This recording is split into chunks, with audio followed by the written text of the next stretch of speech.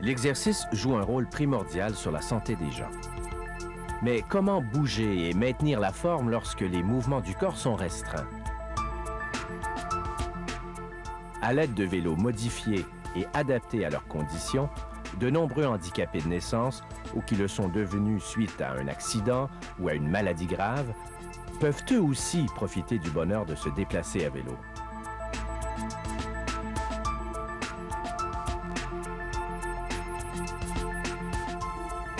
Maintenant, je m'entraîne à concurrence de 3 à 4 heures par jour, 6 jours par semaine.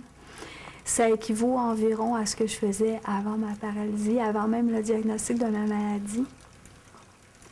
L'entraînement principal, évidemment, c'est le vélo à main parce que c'est ce qui me passionne le plus. La première fois que je n'ai fait du vélo, ça a été avec ma femme. Il a fallu qu'elle m'aide pour embarquer dessus. Parce que je n'étais pas capable de passer la jambe par-dessus la barre, ce qui fait que je me sentais dépendant. Mon but a toujours été de passer ma jambe par-dessus. Ça, c'était le problème majeur. La première fois que je l'ai fait, j'ai fait peut-être 200 mètres maximum. Puis j'étais mort, j'avais la jambe morte. J'étais plus capable de me tenir dessus. Fait que c'est une méchante job. Ça a pris 3 ans avant d'être capable de passer la jambe par-dessus. Mais je suis pas en compétition. Je suis en compétition avec moi-même. OK, je suis prête.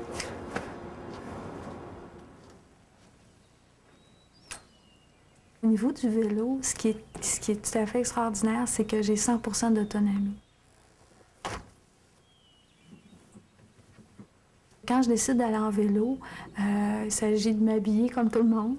Et puis, je me rends de ma résidence, je demeure à Magog. Donc, on a des très belles pistes cyclables ici. Donc, je pars comme tout le monde, je m'en vais dans le garage. Puis, je me transfère de mon fauteuil roulant à mon vélo. Puis, je pars à vélo, puis je m'en vais m'entraîner. Puis, pas toujours dans les mêmes endroits, ça peut être dans des endroits différents.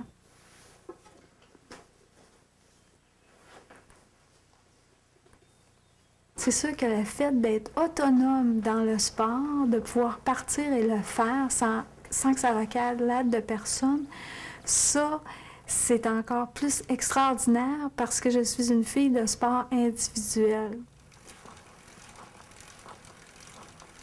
L'adaptation en termes techniques, au début, ça s'est fait de façon instantanée parce que c'est exactement le même phénomène, nonobstant la coordination qui est un peu différente. Mais ce qui a été difficile, c'est surtout la souffrance au niveau des épaules puis des bras parce que la pression se situe toujours au milieu du dos.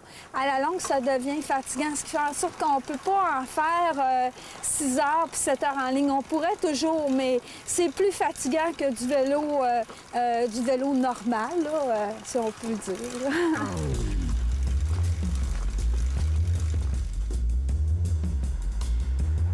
Je me promène plus en ville, dans les rues. Vous allez me voir sur Sainte-Catherine, vous allez me voir souvent même sur le trottoir, là, mais c'est pas la place, là, mais il y a des places à un moment donné que tu n'as pas le choix, tu montes sur le trottoir. C'est comme un fauteuil roulant. C'est un fauteuil roulant, finalement, sauf qu'il se pédale. C'est la seule différence. C'est des vitesses c'est le frein et c'est les vitesses en même temps qu'on vient taper sur la poignée. Et puis que ça change les vitesses, comme qu'on peut voir le dérailleur qui se promène là. C'est assez simple. Ça, c'est le plateau d'en avant, qui en a 9. Ça, c'est un plateau, c'est un vélo de 27 vitesses. Et puis, c'est aussi simple que ça. Les freins, c'est la même poignée. Alors, sur la même roue, on a 2 freins. Les 2 freins sur la roue d'en avant. Et puis, ça freine comme pas à peu près, ça break dans le temps de le dire. Même si on va très vite, je veux dire, je peux vous le montrer, là. Préparez-vous à revirer votre caméra. On break, ça break comme ça. C'est aussi vite que ça. Ça freine, hein? C'est de suite, c'est direct. C'est merveilleux. Si on va plus vite, par exemple, comme dans une course ou en une courbe, en descendant une côte, il faut vraiment se pencher, comme sur un skidoo, si on veut, pour ne pas virer à l'envers. Parce que même si les roues sont arquées comme ça, à un moment donné, vite, c'est vite, puis il faut vraiment que tu te penches, sinon ça va partir. À part de ça, c'est des miroirs aussi que ça prend, bien important. Des miroirs pour pouvoir voir bien en arrière, c'est une nécessité. Puis après ça, bien, on se promène, puis on roule, puis que c'est le fun.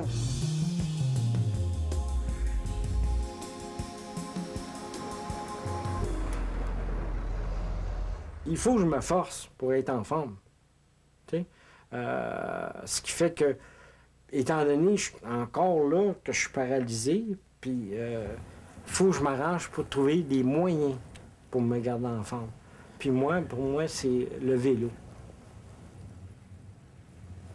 Si je prends une bosse juste avec une roue, j'ai des chances de tomber. Oh, et tabarouette. Étant donné que j'ai peu d'équilibre, mais je peux te dire que j'en ai pris des débarques. Avant ma maladie, je pratiquais plusieurs sports déjà, c'est-à-dire le marathon, au niveau provincial, national, international. Puis ensuite, j'ai commencé à faire du vélo. Et puis ensuite, j'ai enchaîné avec le triathlon, mais le triathlon ultra-distance. C'est 4 km de natation, 180 km de vélo et 42 km de course à pied. Après ma deuxième participation au Ironman d'Hawaï, là, la douleur au genou gauche, pendant la compétition comme telle, la douleur est devenue insoutenable. J'ai terminé la compétition et après la compétition, là, dans les semaines qui ont suivi, là, ça s'est détérioré. En fait, c'est que ça a pris plusieurs mois avant de diagnostiquer la maladie, parce qu'au début, on parlait d'une inflammation, c'est-à-dire une tendinite. Puis ensuite, bien là, j'ai vu différents spécialistes qui ont diagnostiqué finalement la maladie. Et la décision qui a été prise, c'est de faire de nombreux traitements, puis surtout d'arrêter tout sport avec les membres inférieurs.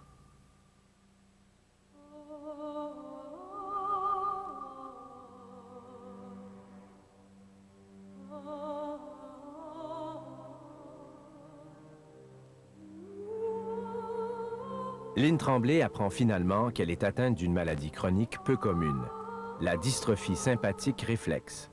Cette maladie, dont on ne connaît pas la cause, se caractérise par de très fortes douleurs, des enflures et une dégénérescence cutanée.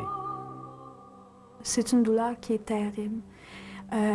Pour vous donner un exemple de la douleur qu'on peut ressentir, c'est que même un drap mis sur la peau, on ne peut même pas endurer le simple poids d'un drap. Je dirais que c'est une gestion psychologique de la douleur. Parce que la douleur, pour nous autres, elle est toujours à 10 sur 10. Même moi, je disais toujours, elle est à 12 sur 10, ma douleur. Avec Mme Tremblay, il y a eu un très bon contact dès le départ. J'ai senti que c'était une patiente qui voulait cheminer dans sa maladie et dans sa thérapeutique. Donc, ce qu'on a décidé de faire ensemble, c'est de lui faire faire du sport de haut niveau, mais avec ses membres supérieurs. Et à ce moment-là, on a pu avoir une augmentation de sécrétion d'endorphines. On a pu voir chez elle qu'elle tolérait de mieux en mieux sa douleur et on réussissait à atténuer, de passer à un niveau inférieur, tolérable et vivable. Et psychologiquement, toute son attitude a été positive. pendant cette année-là, bien, en faisant d'autres sports qui étaient les sports de bras, on dirait que je réussissais à canaliser mon énergie vers le sport que je faisais, non pas vers ma douleur. Le succès des traitements thérapeutiques et l'implantation de neurostimulateurs pour bloquer partiellement la douleur donne à Lynn Tremblay l'espoir de retrouver un jour l'usage de ses jambes. Malheureusement, en 1999, suite à un accident de kayak, il y a aggravation de la maladie et l'ex-marathonienne devient paraplégique. Je pourrais pas dire qu'après la paralysie, il y a eu une période où je me suis mis à pleurer, où je me suis mis à vivre des gros moments de colère, où je me suis mis à être découragée. Je dirais plus le contraire. Après la paralysie, ça a été vraiment qu'est-ce que je peux faire pour m'en sortir avec ce qui me reste? Quel objectif je peux me fixer avec ce qui me reste? Wow! Wouhou! Hein? C'est plaisant, pas rien qu'un peu, hein? Se promener, là, la liberté, puis c'est le vent, c'est toutes les situations. C'est le monde qu'on rencontre aussi, jaser avec le monde. Ça, c'est l'autre bout aussi, hein? Moi, je pars à Montréal le matin, là, puis je me rends à Trois-Rivières, après ça, je repars, je vais à Québec. Je vais partout, je suis allé au Lac-Saint-Jean, je suis allé à Latuc, je suis allé un petit peu partout. Là, je m'en vais à Toronto, je pars demain. Je viens de faire installer des pneus flambant neufs.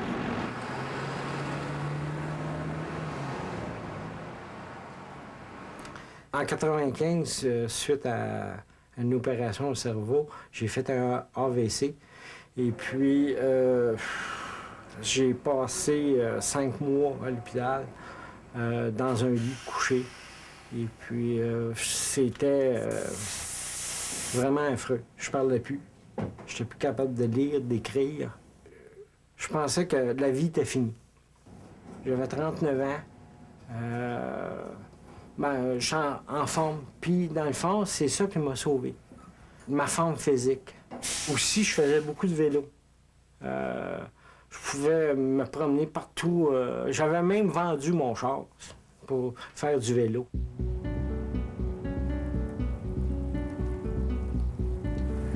Avant mon accident, j'étais un petit vite. J'avais... tout fallait qu'il aille vite, vite, vite. 3 ans après son AVC, Réal Michaud se remet à faire du vélo sur une base quotidienne. Malgré sa paralysie et un problème d'équilibre, cet ancien livreur de courrier a l'assurance nécessaire pour affronter le trafic urbain sur son vélo adapté. Ça dépend des jours. Il y a des jours que ça ne fonctionne pas.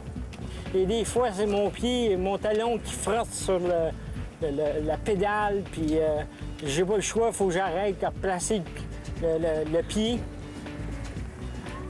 Le plus dur, c'est de ne pas se décourager. Quand on commence à faire du vélo, c'est pas essayer d'aller au Tour de France. T'sais? Si c'est ton but, c'est correct, mais donne-toi du temps. D'ailleurs, depuis que je fais du tricycle, c'est la première année que je suis capable de pédaler des 2 jambes. Avant, je pédalais juste d'une jambe, puis la jambe droite n'était pas capable de forcer. Elle faisait juste suivre le rythme, puis elle fatiguait vite. Et ça a pris 11 ans avant d'être capable de faire ça.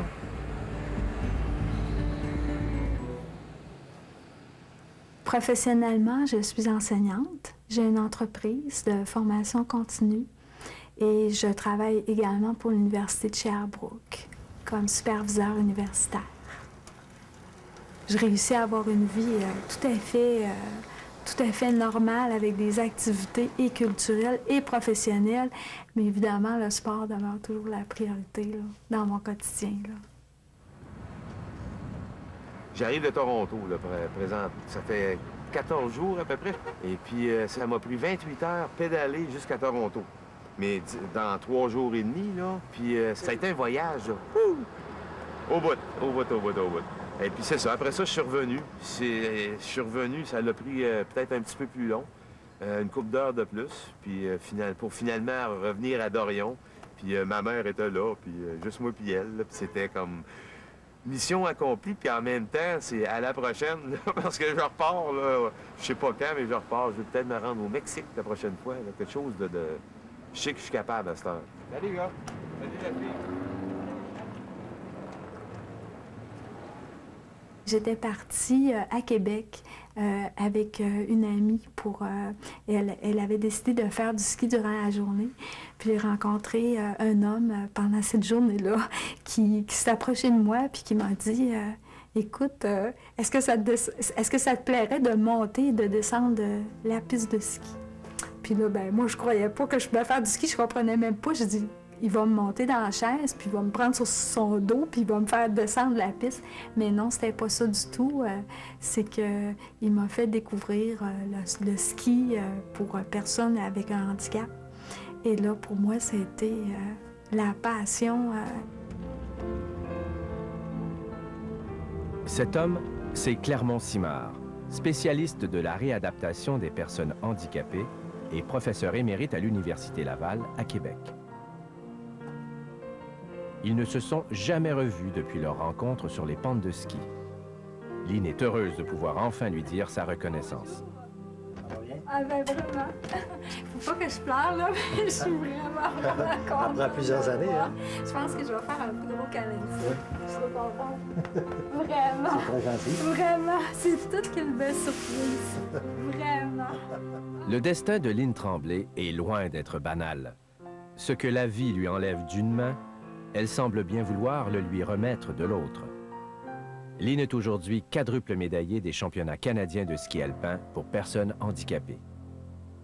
Il faut toujours partir de qu'est-ce que la personne veut, puis elle est rendue dans son cheminement, puis quelles sont ses capacités, puis qu'est-ce qu'elle vise. À ce moment-là, les programmes se développent en fonction des besoins des personnes, et puis les besoins en activité physique peuvent être des programmes de conditionnement physique, qui sont des programmes pour aider à l'autonomie fonctionnelle, des programmes de conditionnement physique pour aider à aller dans une pratique sportive, exceller dans un sport, redonner de la mobilité, de la flexibilité, de la puissance, un meilleur positionnement, plus de vitalité. Alors, ça dépend toujours des cibles que nous avons en tête, puis de la personne, qu'est-ce qu'elle s'attend de nous quand elle vient nous voir. Ça fait environ 6 mois que je suis capable de faire ça. Avant ça, je pouvais même pas penser à lever la jambe. Quand on a des jambes paralysées, si le corps est actif, la circulation s'améliore au niveau des jambes. Donc, ça a des retombées.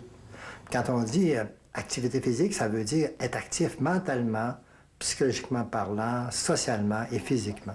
Parce que moi, le premier hiver, je me suis entraînée à Z avec la Fondation. Nul doute qu'il faut beaucoup de motivation et de persévérance pour faire du vélo adapté. Mais parfois, être capable de pédaler ne suffit pas. Il faut l'aide d'un bénévole qui soit prêt à donner de son temps et à partager sa passion du sport.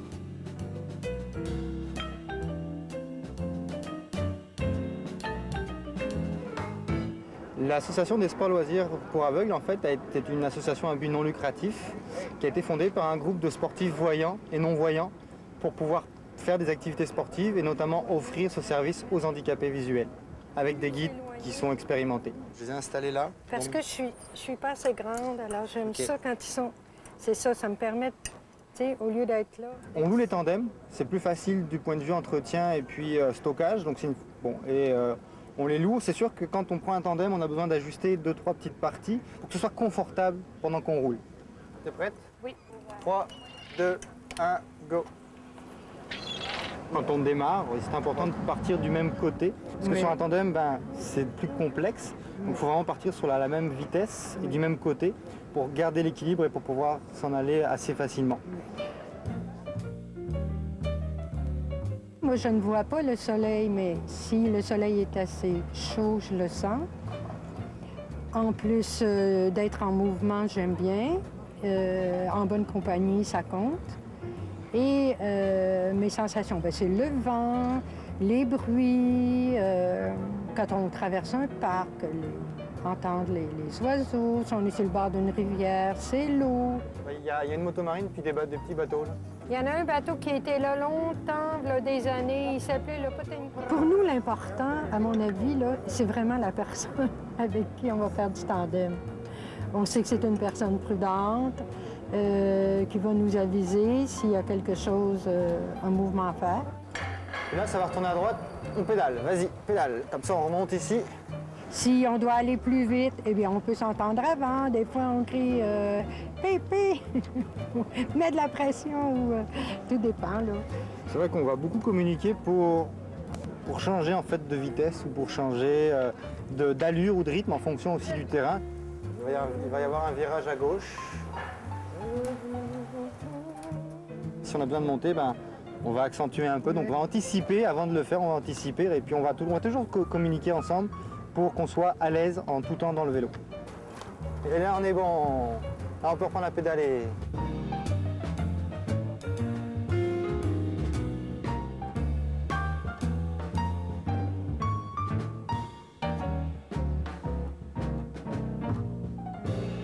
On dirait qu'une journée sans sport, c'est une journée pour moi qui n'est pas complète. Je me couche le soir, on dirait qu'il me manque quelque chose. Donc, le sport, pour moi, qui est l'entraînement, que ce soit dans le fond n'importe quel sport, moi, ma passion, c'est le vélo, évidemment. J'ai développé d'autres passions sportives, mais c'est un mode de vie. La motivation de faire du tricycle ou du bicycle, de pédaler, c'est d'essayer de m'améliorer, la première des choses. Mais il va arriver un temps où je serai plus capable de m'améliorer parce que l'âge est là, la forme physique, il y a un paquet de facteurs qui rentrent en ligne de compte. Ce qui fait que, pour moi, c'est de rapporter le plus loin possible la chaise roulante. C'est ça qui me garde en vie, je veux dire, qui me garde à faire quelque chose aussi qui peut être bon, tu sais, encore, me montrer à moi que je suis encore capable de faire des choses de bon, c'est bon pour le moral. C'est bon, c'est bon, c'est rien que bon. Il n'y a pas de raison de ne pas l'en faire du bicycle. Tout le monde devrait en avoir un. C'est donc vrai. La bicyclette démontre encore une fois sa grande versatilité et son utilité. Pas besoin d'être un athlète pour en faire régulièrement et en ressentir les bienfaits sur sa santé. Le plaisir de rouler est vraiment à la portée de tous. Puis j'ai ma jambe aussi, ma jambe table que j'appelle. Une fois dans le parc, on peut s'en servir comme une table pour mettre nos choses, mais il faut toujours vérifier s'il n'y a pas de la gomme ou des affaires de petits chiens, là, mais ça fait très, très bien. Ça peut servir de lampe aussi, avec une petite chaîne, mais là, je pète mon globe à toutes les fois que je le remets à terre. Oh, donc là, j'en mets plus. C'est surtout la table à ce temps.